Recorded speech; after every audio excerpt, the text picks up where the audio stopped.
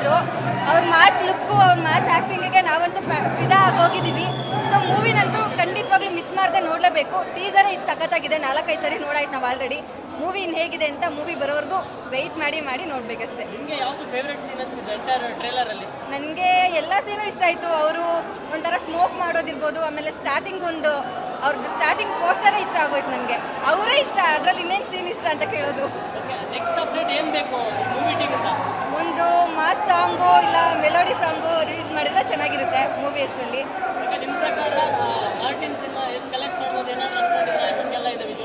ನನ್ನ ಎಕ್ಸ್ಪೆಕ್ಟೇಷನ್ಸ್ಗೆ may be block buster ಆಗ್ಬೋದು ಅನ್ಸುತ್ತೆ. ಸದ್ಯಕ್ಕೆ ಯಾವುದೋ ಅಷ್ಟು ನಾನು ಅಂದ್ಕೊಂಡಿರೋ ಅಷ್ಟು ರೀಚ್ ಆಗಿಲ್ಲ. ಸೊ ಈ ಮೂವಿ ಖಂಡಿತವಾಗ್ಲೂ ರೀಚ್ ಆಗುತ್ತೆ ಅನ್ಕೊಂತೀನಿ. Thank you sir. Country made best ಆಲುತ್ತಂಗೆ ಎದುರುಗಡಿರೋ ವೈರನ್ ಮಾತ್ರ ಸುಟ್ಟಾಕಲ್ಲ. ಸರಿಯಾಗಿ ಹ್ಯಾಂಡ್ಲ್ ಮಾಡಲಿಲ್ಲ ಅಂದರೆ ಫಸ್ಟು ಕನ್ನಡದವನೇ ಸುಟ್ಟಾಕೋದು. ಎಂಡ್ ಆಲ್ ಮೂವ್ ಕೇರ್.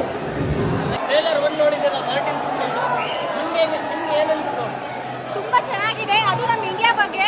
ಸೊ ಆಬ್ವಿಯಸ್ಲಿ ತುಂಬ ಎಲ್ರಿಗೂ ಇಷ್ಟ ಆಗುತ್ತೆ. ಆ್ಯಂಡ್ ಧ್ರುವ ಸರ್ಜಾ ಮೂವಿ ಎಲ್ಲ ಸಖತ್ತಾಗಿದೆ. ಈ ಮೂವಿ ಅಂತೂ ಅಲ್ಟಿಮೇಟ್ ಆಗಿ ಪಕ್ಕ ಬಂದೇ ಬರುತ್ತೆ. ಕೊನೆಗೆ ಬರ್ತಾರಲ್ಲ, ಕೊನೆಗೆ ಒಂದು ಡೈಲಾಗ್ ಹೊಡಿತಾರಲ್ಲ, ಅದು ಸೂಪರ್ ಆಗಿತ್ತು.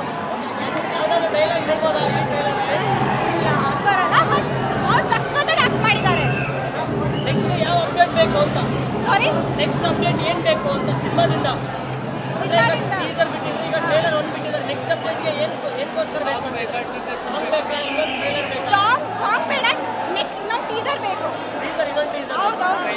ಎಷ್ಟು ವೇಟ್ ಮಾಡ್ತಿದ್ದಾರೆ ಸಿನಿಮಾಗೋಸ್ಕರ? ತುಂಬ ಆಕ್ಚುಲಿ ನೋಡಿದ ಮೇಲೆ ತುಂಬ ಎಕ್ಸೈಟೆಡ್, ತುಂಬ ವೇಟ್ ಮಾಡ್ತಾ ಇದ್ದೀವಿ. ಟೀಸರ್ ಇಷ್ಟು ಚೆನ್ನಾಗಿ ಬಂದಿದ್ದಾರೆ ಅಂದರೆ ಇನ್ನು ಮೂವಿಗೆ ಎಷ್ಟು ಚೆನ್ನಾಗಿ ಬರಬಾರ್ದು. ಆಲ್ಮೋಸ್ಟ್ ಧ್ರುವ ಸರ್ಜಾ ಅವ್ರದ್ದು ಮೂವಿ ಎಲ್ಲ ಹಿಟ್ ಆಗಿದೆ. ಇದು ಸೂಪರ್ ಹಿಟ್ ಮೂವಿ ಆಗುತ್ತೆ. ಅವರು ಡಾಗ್ಗೆ ಬಿಸ್ಕೆಟ್ ತಿನ್ನಿಸಿರಲ್ಲ, ಅದು ಸಖತ್ತಾಗಿತ್ತು ಅಂತ ಹೇಳಿ. ಸೂಪರ್ ಸಕ್ಕತ್ತಾಗಿದೆ ಟೀಸರ್. ಮೂವಿ ಇಂಥ ಟೀಸರೇ ನೋಡಿಲ್ಲ, ಆ ಥರ ಇತ್ತು ಟೀಸರ್ ಮಾತ್ರ. ವಿಲನ್ಗೆ ವೇಟಿಂಗ್ ಮಾಡ್ತಾ ಇದೀವಿ. ಎಂಟ್ರಿ ಮಾತ್ರ ಖರಾಬಾಗ್ ಐತೆ ಅಂತಾನೆ. ಸಕ್ಕತ್ತಾಗಿದೆ, ವೇಟಿಂಗ್ ಫಾರ್ ದ ಮೂವಿ ಅಷ್ಟೇ. Waiting for movie.